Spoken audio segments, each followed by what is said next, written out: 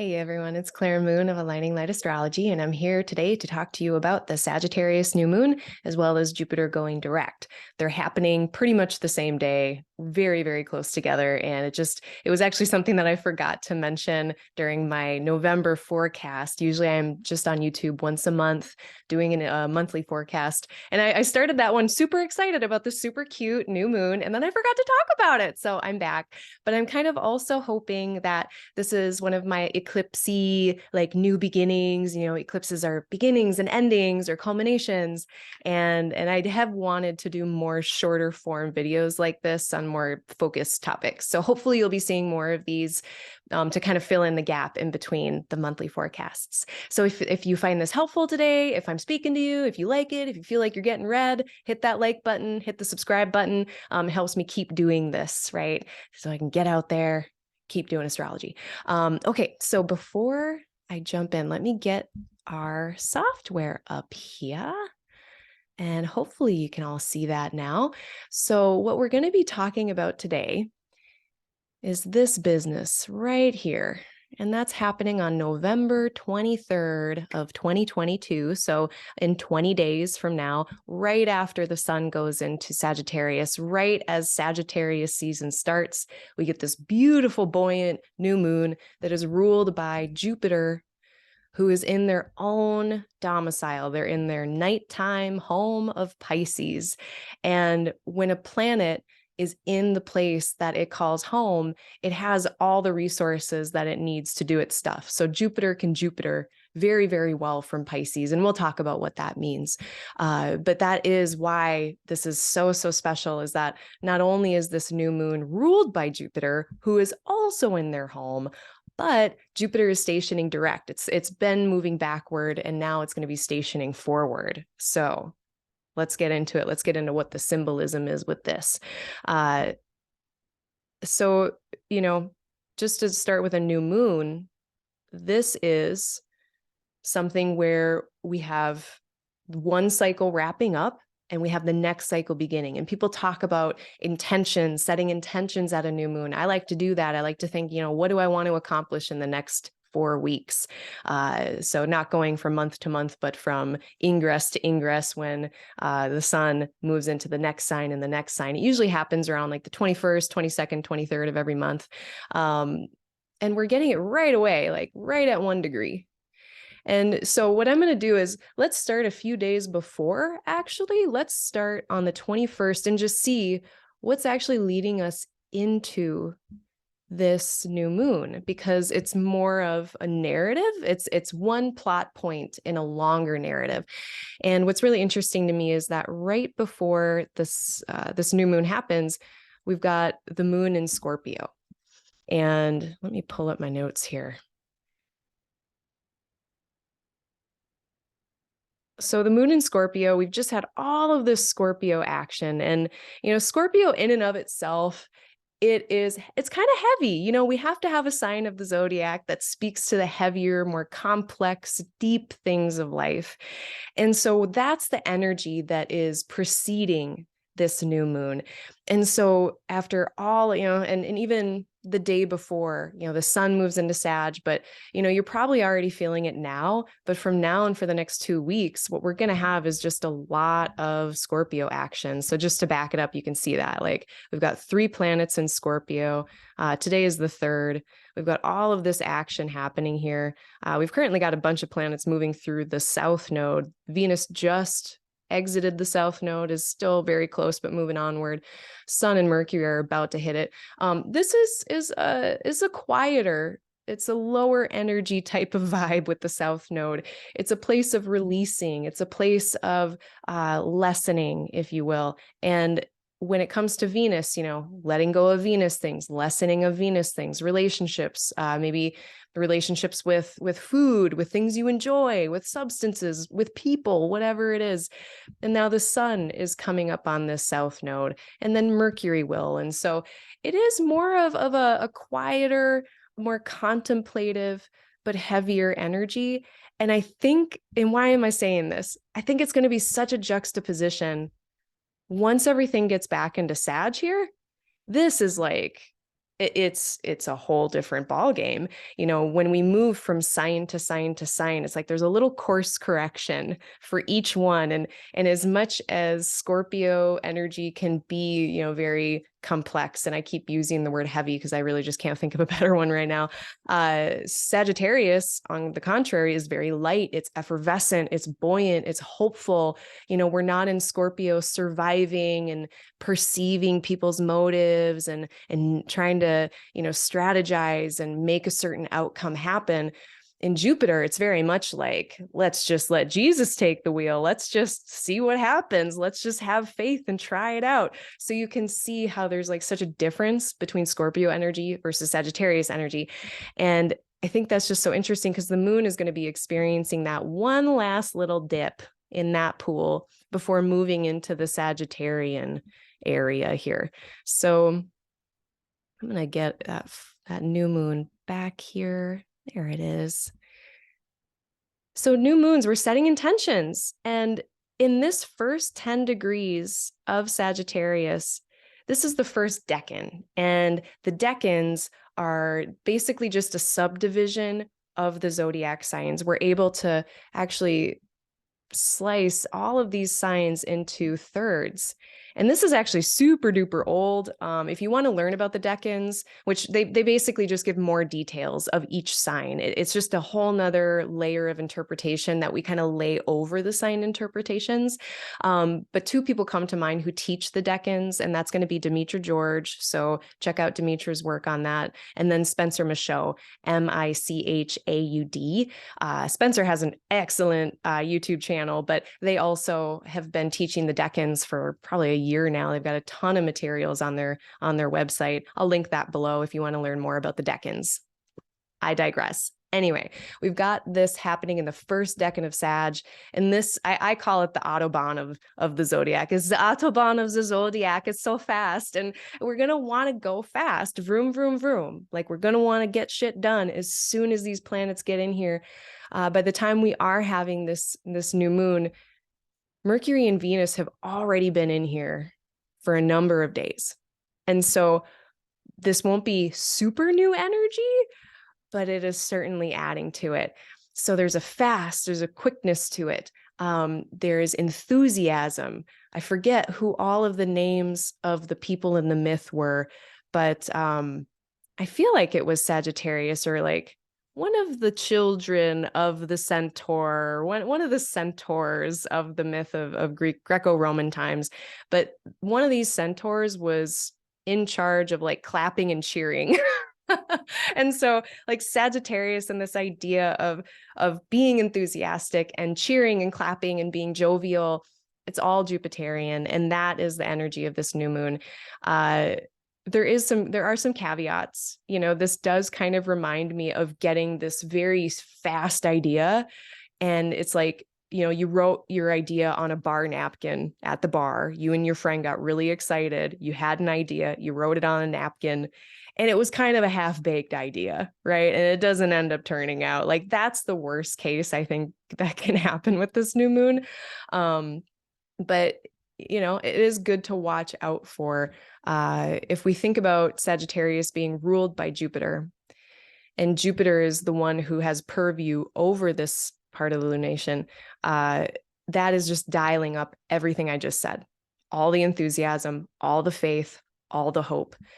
Jupiter is in its home sign. It can see this area by a square, a sign-based square. And when we have benefics, you know, we've got Venus in this square as well with Jupiter. I know squares are of the nature of Mars. Squares tend to be something that requires an adjustment, something that requires us to come to solve a problem, basically. But that being said, if you've got two benefics like Jupiter and Venus in a square aspect to each other, there's nothing wrong with that. That's like, oh, there's like too much of a good thing, maybe. But that is one of the caveats, is don't say yes to everything. Sleep on it. You know, whatever cool ideas are coming in, November 20th, 21st, 23rd, that whole area of time, even if it's stuff like you've been thinking about even prior to this, but this energy comes in and it's just so fast and enthusiastic, just sleep on it. Take a beat. Make sure that you're saying yes because it's something you truly value and something that brings you meaning and purpose. Venus bringing in this idea of values, and Jupiter with our meaning and our purpose. So if it checks those boxes, I mean, green light. But the rational person of the group here, Mercury, they're not necessarily in their rational home base. They're someone that is, more concerned with the details, the practical facts of the matter. And Mercury is in this Sagittarian place of faith and hope and, like I keep saying, excitement, right?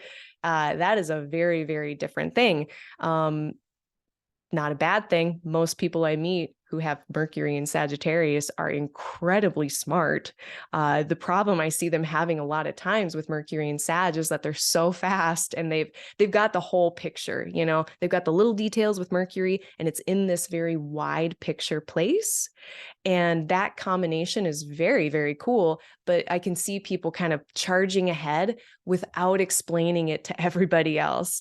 I see people charging ahead with ideas, with thoughts, with plans that maybe we should have just slowed down to make sure that everybody else is on the same page.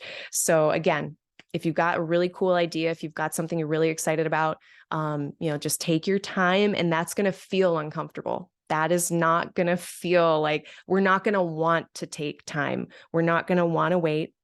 And that's why I'm telling us exactly to do just that. Because what resources is Jupiter able to give to this situation here? Jupiter in Pisces, it is faith, it is acceptance, it's forgiveness. And Neptune holds some of these things as well. It's like Neptune and Jupiter are a very neat little Venn diagram. There is some overlap there, and both of them are here. So there's just a ton of acceptance, forgiveness, understanding. It's more of an internal type of understanding, potentially. But it's like faith. It's so much faith. And I personally am not a super faith-based person. I like to have evidence that things are going to work. But if, and none of these things are good or bad, right? It's what is in the mix. Like, what's the ratio of rationality versus faith? We need them both. Both of them are important, but we don't want to go on faith alone if the idea is not vetted, right?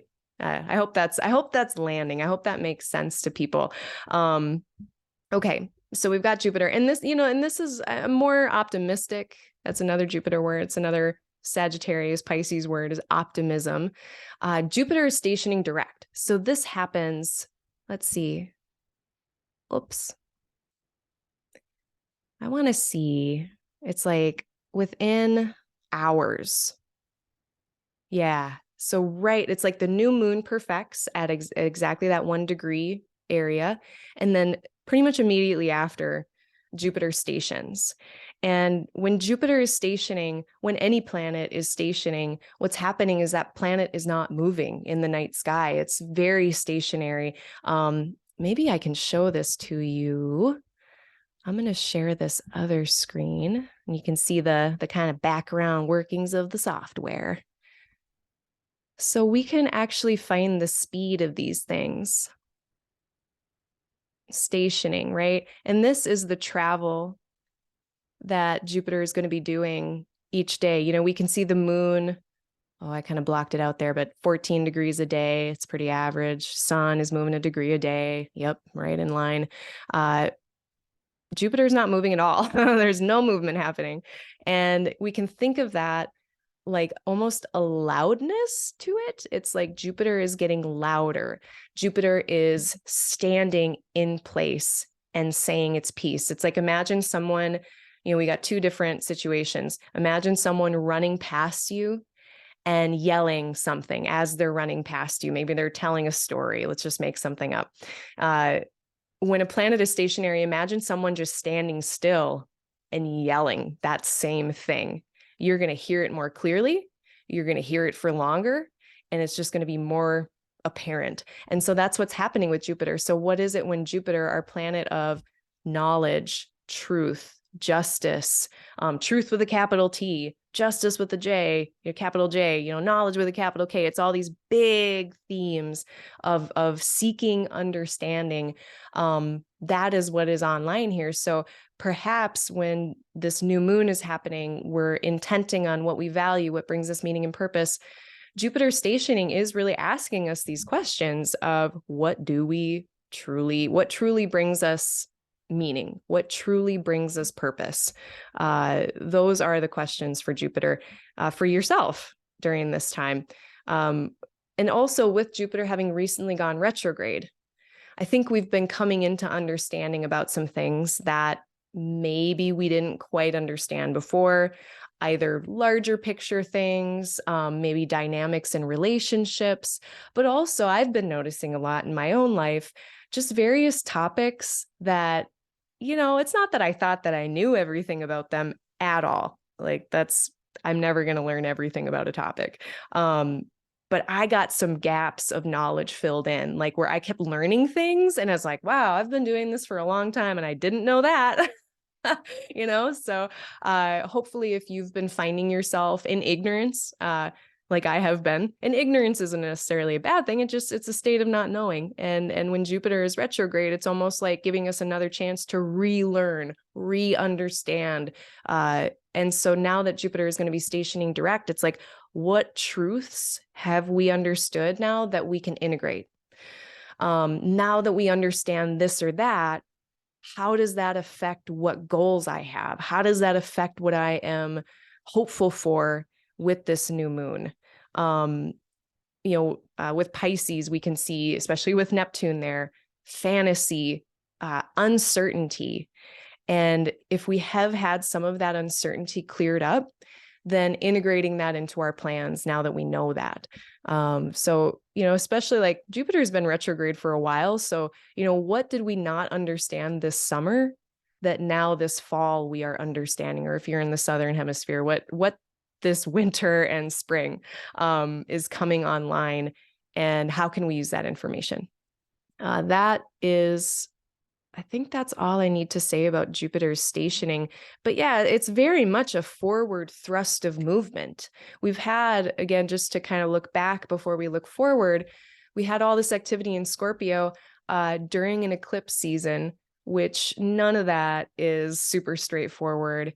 None of that generally feels like we're clipping along at a good rate, And I think once we get this Sagittarius energy, it's going to feel all too easy to just be like, I'm so sick of this complexity. I'm so sick of thinking about this and strategizing. Let's just do it. Let's just go. Let's just blah.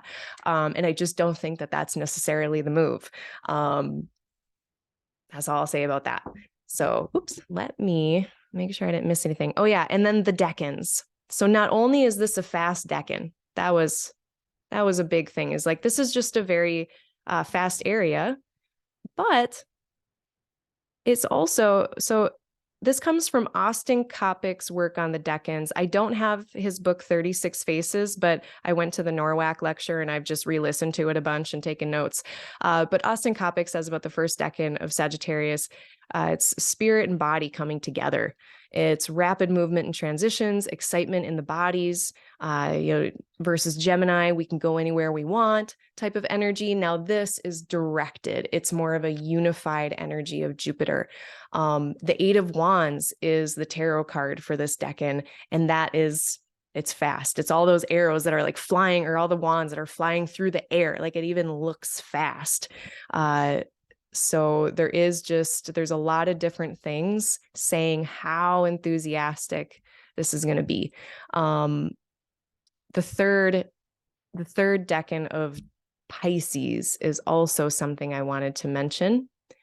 So this is a Mars ruled decan. The first decan of each sign, it's going to be ruled by the planet that rules that place. So this is a Jupiter ruled decan. And then if you use, I forget which system is which, but sometimes Mercury, it can also be seen as a ruler of this first decan. But here at the last decan of Pisces, this is Mars, like no matter what. And I know that we don't generally think about Pisces in terms of Mars energy. Those are very different. Mars is very, assertive, it can be sharp and direct, and Pisces is kind of soft and maybe acquiescing or more receptive. But there can be this sense of going all in on something in this third decan of Pisces. There can be this sense of devotion to something very, very large, larger than oneself, perhaps. And this is something that Austin Coppock in his work called a bowl of blood, sacrifice for what is meaningful, giving the whole heart, giving it your all. There are end games here, meaningful sacrifice. However, he did also mention that there is a chance here that one could devote themselves to the wrong thing potentially and give everything to a cause that might be a lost cause. So it really, really depends. And that is a lot of the reason why I'm telling people to take a beat. There's going to be so much energy here that we just want to go all in. And with that third part of Pisces, I have my moon there. I can attest to the mistakes of that decan. Trust me, you don't want to devote everything to something in that really sacrificial way unless you know beyond a shadow of a doubt that it is the thing. Okay. And I don't mean to be pessimistic, but I think that's a decent counterbalance to the deep optimism that we are going to have, just deep wells of optimism. And we know what can happen when we get too optimistic. So I'm done ranting. I'm done preaching. Now the last part of this discussion that I wanted to have was just about the other things that might be touching on this. And Pluto is not seeing this by a traditional aspect, nor is Uranus. So we don't have those influences as strongly if we're going by our traditional Hellenistic astrology roots. But we do have a sextile with Saturn. And this is going to be kind of our objective, rational bastion here. So even though there's all of this excitement happening, we also have someone who can keep things on the rails with Saturn. And it's a sextile. This is a supportive aspect. Sextiles are of the nature of Venus. So it's connecting, it's coming together, it's cooperation. And maybe, Saturn is here saying, okay, I see this amazing plan you have. I see the potential here. And I can do an Excel spreadsheet about it. I can, make a plan, make a system, and think about the long term. Saturn is old, it's slow, it's delayed gratification, it's the long term idea. So this could actually be very, very helpful to put a nice container around this fire, all of this fire. And, when we add all this water, what do we get? We get steam. So if we can get a container around this steam, that might be a good thing. So I like that sextile with Saturn.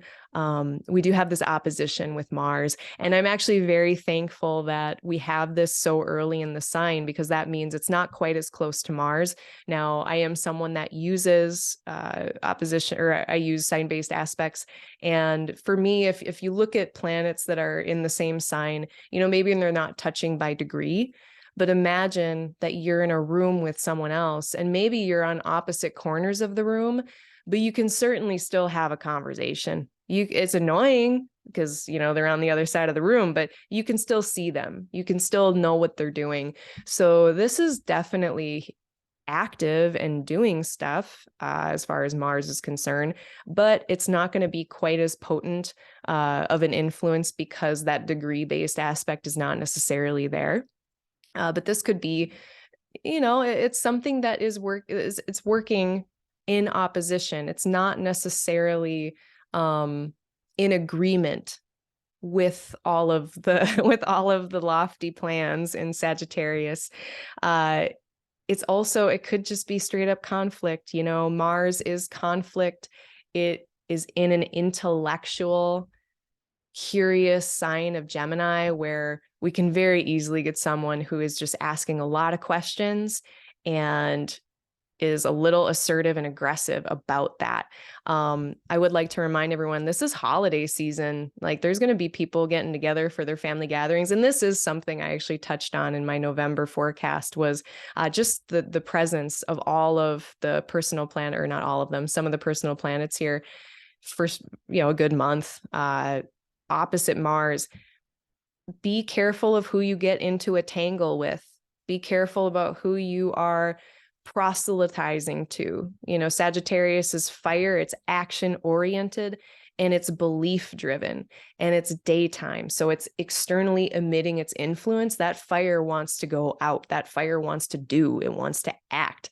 And what it's going to be running into is a debate, someone who is who wants to rigorously debate you. So whatever maybe political discussions you get to at the holiday gatherings, I mean, you can either choose to just forego that. That would be a choice. But if you do choose to get into discussions, just know that they can escalate extremely quickly under this weather. So a conversation that might feel like it starts off okay, like maybe this person is open to this information, or maybe I'm open to what they're saying, it's not going to take much for this to be a flash in the pan and for something to kind of end up as an argument, essentially. So I don't want to sow seeds of fear in having these discussions, because they are, you know, particularly now, like having political discussions, it does need to happen. Like, we're reaching critical mass here in the United States, at least. I think we're reaching critical mass in a lot of places of the world. And I don't want to just tell people to be passive, but do know what you're getting into. You know, we always want to know. It's like, is that a bee net? Is that a beehive, or is that a hornet's nest? They're not the same. Okay. So that's that. And I think that pretty much does it. I think that was most of the notes that I had. Oh, you know what though? No, it was not all the notes. Mars is squaring Neptune. That was the other thing. And that's just one more caveat, that this is uncertainty city. There's not a lot of certainty here. We might feel certain. This feels very certain. Jupiter going direct, we can feel pretty certain. But that would be, but to act on it right now, Mars is retrograde, it's square Neptune. That's why I'm like, this also might be a good idea to just take the scenic route. You know, we might want to just jump on the Autobahn and go fast, fast, fast, but take the scenic route instead. Give it some time, because this Mars Neptune square just makes things so foggy, and we don't drive fast in the fog, right? We don't drive fast in the fog. We're not going to actually have all the facts, and we might think that we do. So I think we're going to really have to wrangle our impulses quite a bit. And it's going to feel maybe difficult, but yeah, I think that's that. You know, and just for anyone who is dealing with a decision in Gemini, you know, if you've got some stuff going down in the Gemini part of your chart, and there are decisions to be made, choices to be made, particularly really difficult choices, I don't expect that a lot of those Gemini situations in your life are going to feel reconciled until like January. You know, and I say that because January is when Mars stations direct at 8 degrees of Gemini. You know, Mars going backwards, we're reconsidering our actions. We're reformulating how we want to behave. Maybe we're reconsidering what drives us, what our motivation is.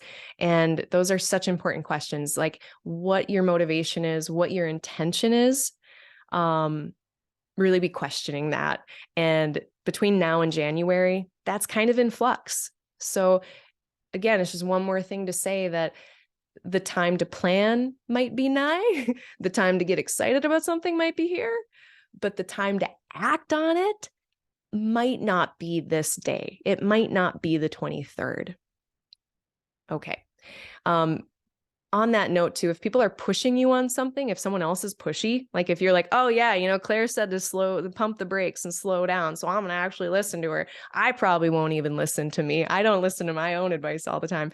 But if someone else is being pushy and not giving you time to decide, not giving you time to think, you know, just hold your ground, be strong, be like, I need a day. Just give me a day. Not everyone's kind about that. Some people are very pushy about things. Okay.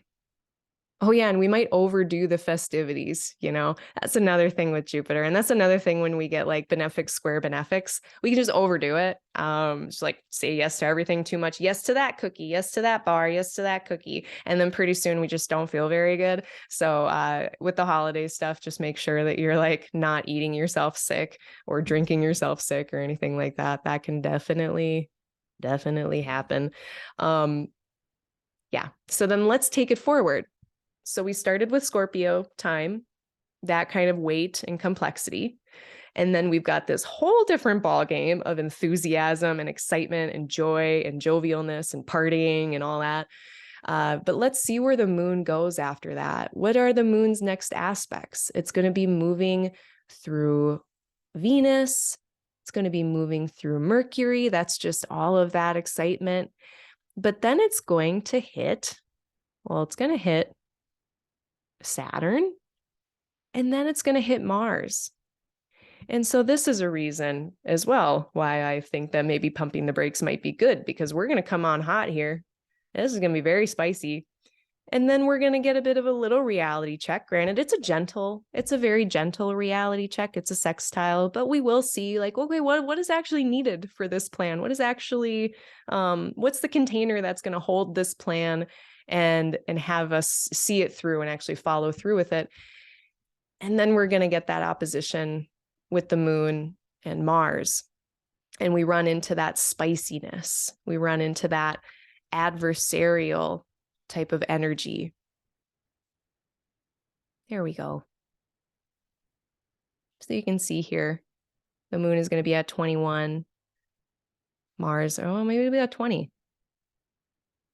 Yeah, it'll be at 20.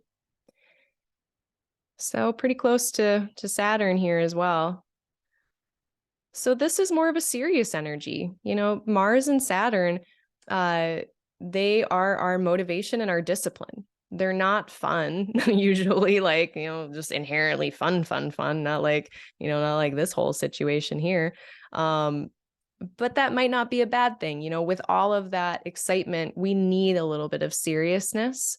So if we just expect that is going to be kind of the next thing that comes up after the new moon, then it won't be a surprise. Then we'll be like, oh yeah, this makes sense. And now we're going to do the serious part of our plan.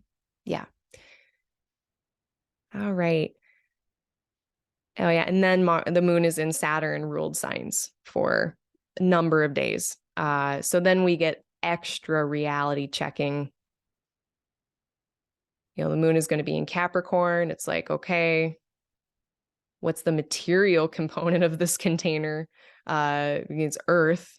Do I have the actual physical material world resources? Do I have the money, the space, the physical, like money and space? And then with Aquarius, it's the system. It's intellectual, it's air. It's like, yeah, but like, what's the design of this whole thing? How's the system of this going to work? What's the protocol? What's the procedure? So it's just more seriousness. So enjoy those 2 days, the 22nd, 23rd, because once we get to the 25th, the 26th, 27th, 28th, then we're going to be in more of these quieter, serious, realistic places.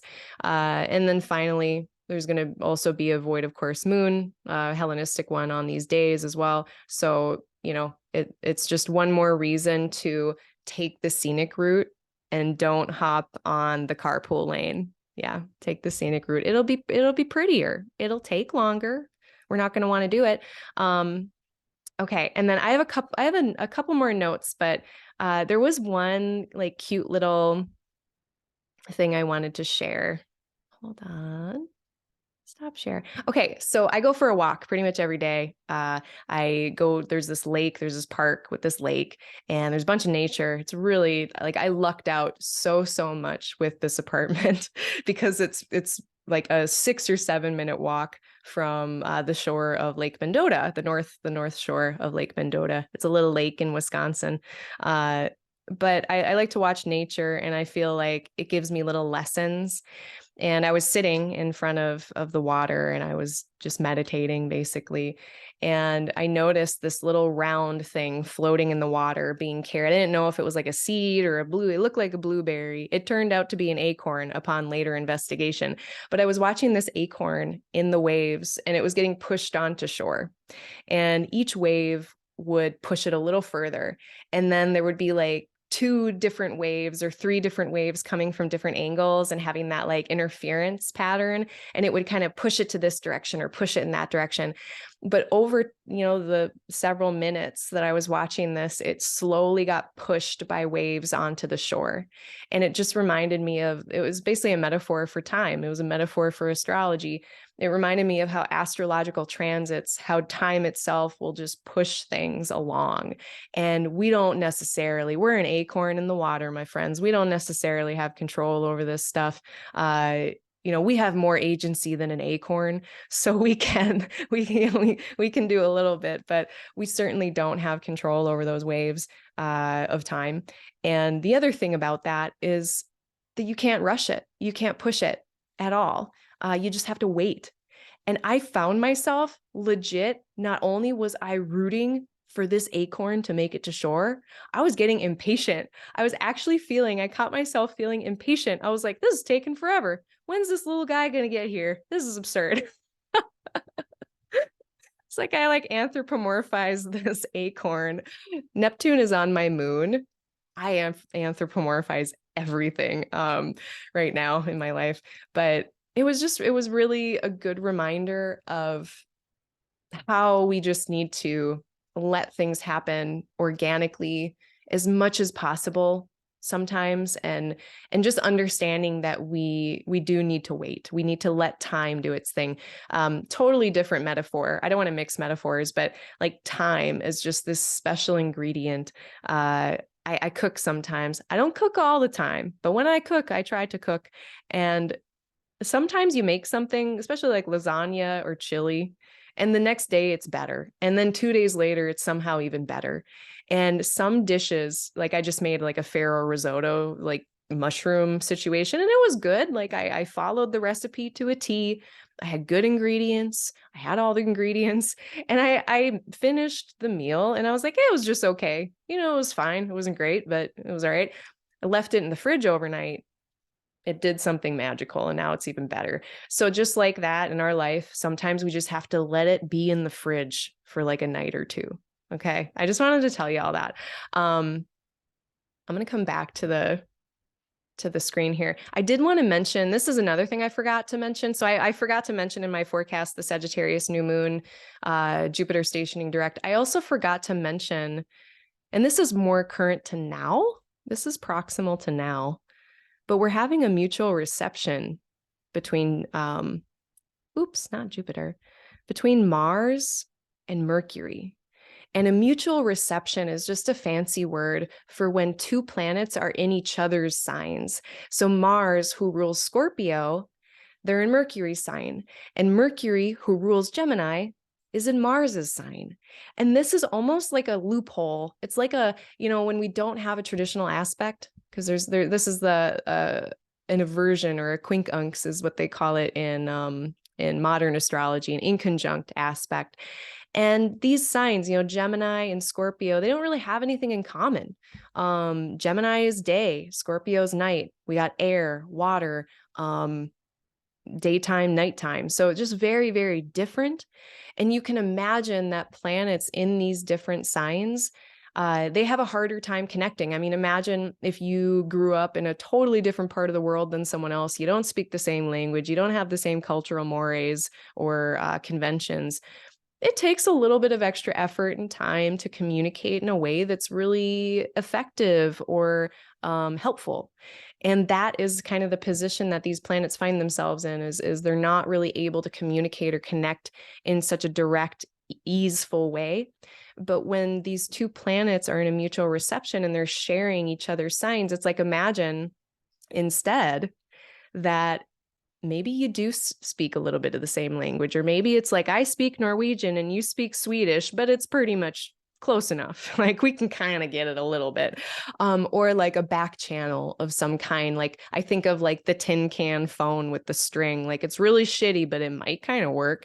Or it's almost like just subliminal. It's like a sub under the radar. That's a Scorpio thing, kind of under the radar communication here, where maybe the left and the right hand do know what each other is doing a little bit, but it's very subtle. But it does mean that these two planets are more sympathetic to each other. They can exchange resources, maybe even a little bit. And this, I think, is somewhat, I don't know what word I want to use to describe it. Helpful, unhelpful, I'm not sure, but there is more of a connection here. And how I've personally been noticing it so far is the intellectual energy of this and like the depth of Scorpio. So I'm not one to be crunching numbers usually. I've done that. I did that. In my past life, I was a pharmacist. I had to do number stuff all the time. And I was measured on everything and I was measuring everything.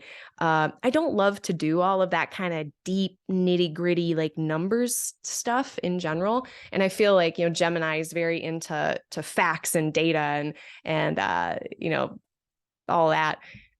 And Scorpio is getting to the bottom of it. It's getting to the depths, or it's just giving it a really thorough treatment.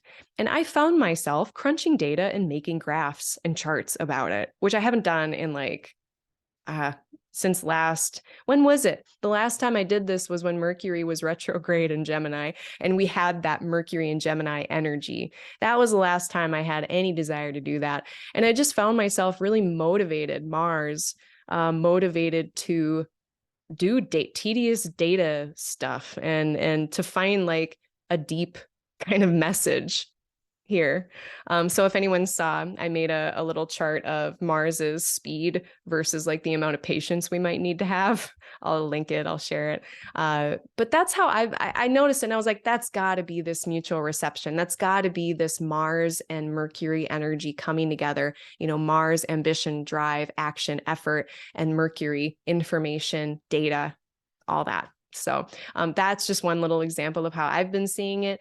But if you have things that have been, if you have any similar stories of how you might be seeing this martial and mercurial energy coming together, I would love to hear it in the comments. Please share. If anything I'm saying is resonating, feel free to mention it in the comments, whatever you feel like sharing. I love interacting with people. And that's why I do the forecast live. I know this isn't live, but I like to do the live stuff because I like to give people an opportunity to interact and engage. Okay. So there's that. And then there was one last note that I wanted to make, that now this has nothing to do with like the transits. This is me getting a little soapbox. So I'm going to stand up on my soapbox now. This is actually a professional soapbox. And I don't like professionalism in terms of like, having to look a certain way or talk a certain way, like that kind of professionalism. Don't love it. But there's a certain type of professionalism in terms of just having standards, just like giving a shit about what you do, wanting to provide a high quality of anything for people. And that's more of like the professionalism that I am about. And I just saw a really disappointing demonstration of a lack of professionalism that I wanted to call out. In the astrology world, I saw, and I wouldn't be saying this if it was someone who didn't have a platform and who didn't have a following. And I didn't even know who the hell they were. I had never even heard of them, but they've got like 20,000+ followers on Twitter. There's actually a lot of shitty astrologers on Twitter that have tens of thousands of followers. So if you're new to astrology, if you like look at astrology on social media, I don't have a problem with pop astrology. You're going to see me liking some pretty dumb memes. I love astrology memes. I don't think there's anything wrong with them. I think it's a great way to get people interested. Pop astrology is fine. But what I'm seeing is just people with a lot of followers who are just doing really poor jobs of things. So don't equate the number of followers on any platform with the quality of the information that you're getting. And this is a weird thing to me, I never imagined that the world would be this way, but it is. But here's why I am talking about it. And now you're going to hear my Mars and Scorpio being really protective, because it gets very protective. It was just someone being so judgmental. They had made a post about how people who make this type of mistake are trash, essentially, is what they were saying. And that not making that mistake is actually really, really easy. They said that easy, and they choose to be trash, essentially, is what they were saying. And I was like, wow, that is so hateful. I've never seen anything that lacks compassion to, today. That was like the least compassionate thing I had heard of that whole day. But here's the scary thing, and this is where the protectiveness comes in. I don't necessarily believe in safe spaces. I don't necessarily believe that. I'm the brave space kind of, and I don't remember who came up with these terms. It was not me, and I should probably figure it out. But the idea that maybe there's no safe space, but we can cultivate spaces where we can feel comfortable being brave. This person is not doing that. And if you see an astrologer, a tarot reader, anyone who is consulting other humans, and this is like super vulnerable stuff. Like there's a reason people don't share their chart in public a lot. And it's because it's the cosmic underwear drawer. You can see everything about a person. If you can read it, it is all there.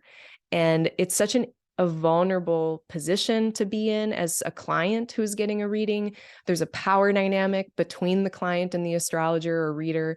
And this is where the professionalism piece comes in. It demands our respect. It demands us to be compassionate and patient and kind. And judging entire groups of people who have made a certain type of mistake is the opposite of that. I like being edgy. I like being funny. I do all kinds of stuff to be edgy and funny. This kind of, hot take, it just shows how unsafe that person is and just run in the other direction. So that's why I want to say that if you see someone being overly judgmental on social media and that person is saying that they're a reader of some kind, run in the opposite direction. People will say, oh, I'm just hard. This is another thing, but they'll say, oh, I'm just critical of myself. I'm just critical of my own stuff. I'm just judgmental of me. I don't do that to other people. That's some bullshit. Judgment is judgment is judgment is judgment. And whether you're internalizing it or externalizing it, both are going to happen. And that was just really disappointing. And it's not a surprise, but it made me feel like the same feelings that I felt when I was working with a pharmacist who wouldn't dispense birth control to people based on her religious beliefs. Basically the same thing. It's someone who is putting their own things, their own stuff into a client practice where it doesn't really belong. So I just wanted to throw out that protective little tidbit. Maybe I'm stepping out of my lane a little bit. Maybe I'm being, I don't know, too martial or something, but it really just bothered me in the same way that I felt like that pharmacist was an unsafe person. And I feel like overly hypercritical readers who are taking shots at people who are struggling or taking delight in other people's challenges is just not the move, and just run in the opposite direction. And I'm not amazing. I'm not saying I'm perfect. I'm not saying that I don't make mistakes. That's why I have compassion. I've made so many mistakes. Y'all don't even know. I can't even tell you because they're so self-incriminating. So just know, if you think you've done some bad stuff, you can come talk to Auntie Claire. It's going to be okay. I can see you because I have made so many mistakes. Okay, I'm stepping off my soapbox. Beep, beep, beep, beep, beep. I'm off my soapbox now. Thank you for listening. I think that's all I have for this video. So keep your eye out. Keep your eye out for more of these short form focus type of things, as focused as my my Mercury Neptune can be. It's a little all over the place, but that's fine.